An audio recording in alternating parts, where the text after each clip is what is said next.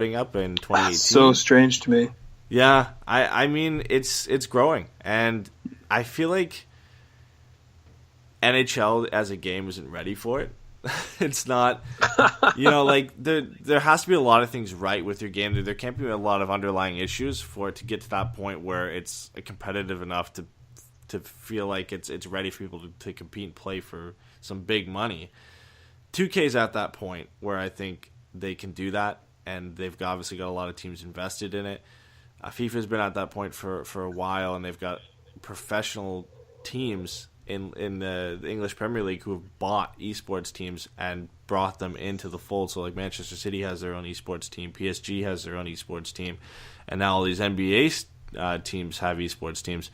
It feels like the NHL is starting with this to kind of test the waters and maybe move into that kind of realm. I don't know how you feel, but I think it'd be interesting. Do you think down the road we kind of see them do that kind of thing where they end up, you see like NHL teams, so if the Ducks, for example, go out and get an esports team, I think it's interesting. I feel like it's something, I think the success of that is based on the success of this tournament. I don't really understand the foray into that. Maybe it's just because it's money. Yeah, I mean, I guess that's true. Everything's centered around money, but it's very unlike the NHL to hop on something that the NBA is doing or that European soccer is doing, right? FIFA. Yeah, I find it interesting the NHL is even going to participate in that. Yeah, the NBA is always at the forefront of these types of things. They're usually the ones who are a little bit ahead of the curve, and I feel like the NHL is always the one that kind of straggles behind a bit. The NFL is usually right there behind the NBA in most things, and then you've got the NHL, and then MLB just kind of comes in last because I feel like it's the farthest one behind. But yeah, I don't know. It's interesting, and this type of discussion about the NHL coming in after a lot of things is what happened with ads on jerseys, because the NBA was the first to do that. And then the NHL is kind of coming in saying, "Oh, we'll see how it works out there, and then we'll decide if it's going to work out here." And it kind of, of course it is. Yeah. It's a money-driven sport. The NHL is always about the money. And it feels like that's what they're doing here. They're saying, "Oh, well, you know what? The NBA's done it. They're testing the waters. Their league starts in 2018. We'll run this tournament. We'll see how this tournament goes. See if the demand is there. We'll watch how it unfolds with the NBA. See how it goes." And then I feel like they make their ultimate decision after that point, because they feel like a league that is not going to take the chance to be the first ones to do it. And I think we were kind of used to seeing that. And they're going to test out, see how it works in the NBA, and then maybe go from there. I mean, there's a couple of things the NHL has been the first at that work to their advantage. Like, they're probably one of the first leagues that decides to have consistent lockouts and lost seasons in order to gain popularity amongst the sport again. I mean, sport's never been more popular. I knew this was going to be a sarcastic answer the moment you said the NHL was first at doing something. Like, I knew it couldn't be a legit one. They were the first at doing that, where they figured out if you lock all your fans out of being sports nuts and their players away, that they'd come back and play and make a ton of money. And the positive side of the NHL being the first at something is they're the first to test the professional market in Vegas, and that was just been nothing but a raving success, which, speaking about money, has also turned into Seattle. I mean, everything's done and signed there except for the day they start. Yeah. They're getting a team no matter what. I mean, 25,000 ticket sales in an hour just crushes Vegas. How do you not expect that, though? Like, this is a city that packs the Seahawks Stadium for soccer. Like, no, it's true. It's they crazy. Had an NBA team. They've way back when they had an NHL team. This is a sports city, and I can't believe that they, for one, haven't got an NBA team back. And they have the Thunderbirds in Seattle as well, who are one of the best selling Canadian Hockey League teams already. You felt like the demand was already there. It was just about getting the funds together to really get an arena renovation underway, and to just get things rolling on getting a team and being able to afford the expansion fee and just kind of getting everything going in the right direction. I'm excited. I feel like this is going to be almost better than Vegas. I didn't expect this in Vegas, to be honest. I thought it was going to fall flat on its face, and it's been one of the best stories in the National Hockey League in a long time. But I feel like Seattle is just going to be nuts. Like, that's going to be a difficult place to play, especially when that team's playing well. And if Seattle and Vancouver are ever good at the same time, that's going to be one of the best rivalries in the NHL. No, and it's good for the sport. I think the best thing about it will be watching is what we like to call it, the fantasy draft that's going to happen, because all the GMs get swindled, apparently, when there's an expansion team and these new rules. They don't know what they're trading, what they're doing. So I always look forward to that one. That's always exciting. And I got to congratulate you on something before we get to listener questions, Eddie. You guys, Canada stole one of our best hockey players in Hillary Knight. Oh, yes, I saw that, yeah. Olympic women's gold medalist from this year goes from the NWHL to the CWHL and is now playing for, is it the Les Canadiens, right? The women's hockey league up in Canada, playing for Montreal. So you guys are bastards and you stole one of our favorite women athletes. So screw you guys. I believe the last time I looked at the teams and the setup and the rosters in CWHL, I believe Marie-Philippe Poulin is playing with Lake Canadian as well. So you've got arguably the best women's Canadian hockey player playing with the best women's Canadian hockey, or best women's American hockey player on the same team. Yeah, watch your tongue there, man. Yeah, well, she's an honorary Canadian now because she's playing in the CWHL. Ditched the NWHL for the CWHL, so I'll take that any day of the week. But yeah, I mean that's interesting, and that team's just gonna be dominant. If they're both on that team, arguably some of the best players in the world right now, that's gonna be an insane team to watch. And I've watched a couple of their games when I can, and it's some exciting hockey to watch. I mean, I think we all watched the Olympics, and it was just great to see the hockey there. I mean, nobody. Thank God the NHL was there. I mean, nobody's going to watch without the NHL there, right? Yeah, I mean, but it's good hockey to watch no matter what. I mean, even no, it totally wasn't. Being sarcastic, man. Yeah, like sure. even the year before when the NHL was there. I mean, it's always good hockey to watch the U.S. women's play the Canadian women's team. It's always a good rivalry. They hate each other. I mean, there was a bit that they put out before I think it was the gold medal game, talking about how like these teams hate each other. They play each other all year.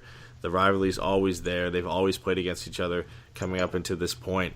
And it's like a real hated rivalry, and it's something you don't really see that in the men's, because the rivalry's there, but a lot of these guys know each other. But they're all homeboys. Yeah, they're friends off the ice. They all play in the National Hockey League. There's some guys who hate the different other guys, but you don't see it to the same extent. Where these girls are playing against each other I don't even know, like 10, 15 times a year. It's just insane. I mean, that's why the rivalry is so huge. And it's such exciting hockey to watch. Well, thanks for stealing our best, one of our best women's players there. Let's cut the NHL and the NWHL, the CWHL talk. Let's get to some of our Ducks questions from our fans that have written into us and have been very patient.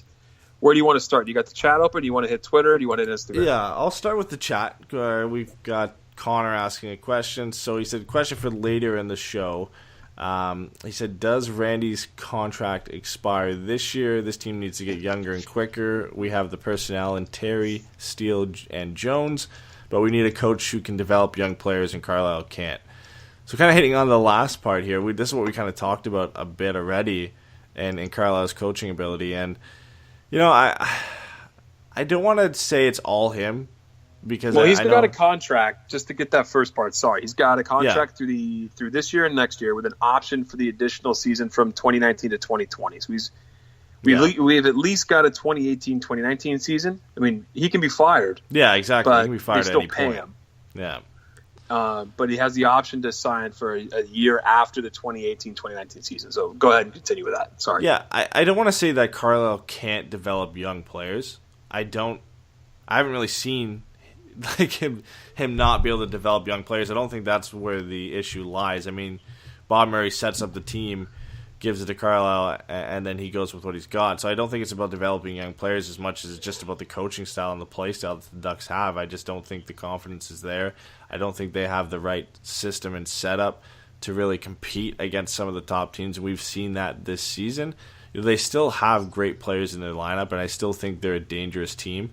But from what we've seen, they're still pretty far off from the elite in the National Hockey League, and what it's going to take to beat teams like Nashville, like Winnipeg, like Tampa Bay, I mean, even Vegas to some extent as well. I mean, I don't think they're quite at that level, And I don't think with Carlisle they can really get to that level. I mean, if you look, you name those teams. If you look at what Tampa Bay's got, you got an all-world center in his prime with Steven Stamkos. Yeah. You've got an elite goal-scoring threat on the wing with Kucherov. You have that secondary scoring with Tyler Johnson, point on that team as well as putting in goals. JT Miller's come to that team to take over the wing for Nemestikov. You have a Vezina quality goalie in Vasilevsky, and then you have the defensive core. I mean, good God, we're talking about Hedman, Strawman, Sergachev, and they just brought over McDonough, who hasn't even played yet. Yeah. That team, you're talking stacked. That is unbelievably stacked with all-star talent. Flip it over to Nashville. You've got a pretty good first-line center with Ryan Johansson. I wouldn't say he's up in the Stamkos class. He's like that second tier. For me, I don't feel like he's – I mean, how do you feel about him? I feel like he's kind of like a second-tier guy. He's not an overall I feel like he's center. He's like a 1B, 2A guy. I feel like that's – He's not terrible by any means. He's a very talented guy. Honestly, I feel like that team doesn't have a superstar up front. I feel like Philip Forsberg is a great player. And I feel like Arvidsson and Johansson, those are great players. I don't feel like there's like a guy like a Stamkos or like a Kucherov on that team, but they don't need it because they're such a deep team and they built their way to that. I kind of feel like with what the Ducks have even in their prospect system, that's kind of where they're heading.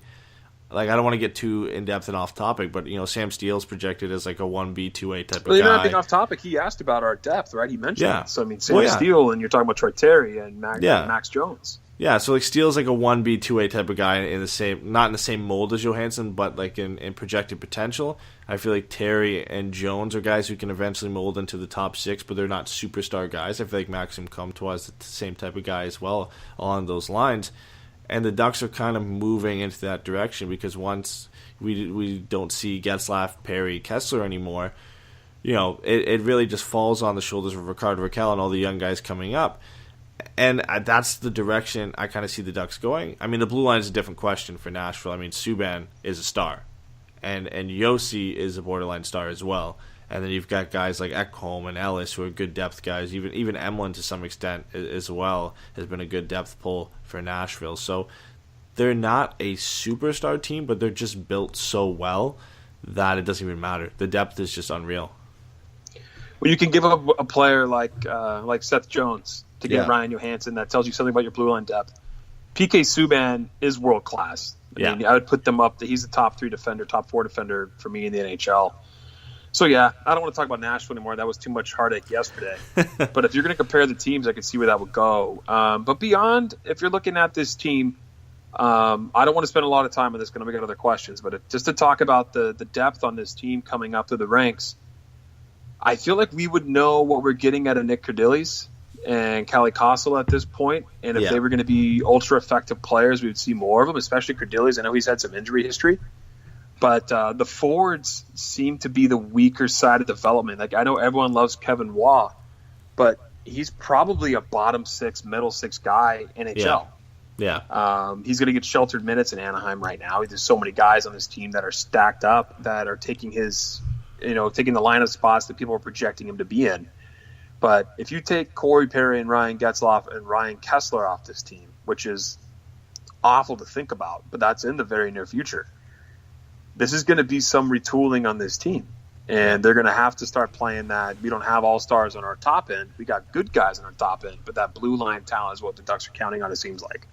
Yeah, and I feel like we can still see more from pretty much all these guys in the top 4 right now. I feel like Lindholm still has more to give down the road. I feel like Montour for sure has more to give. I feel like Fowler and Manson are kind of at where they're at, but I feel like they can still step it up a bit, especially if the Ducks end up transitioning and turning over, and these guys are a little bit older come the time the Ducks are able to make another push.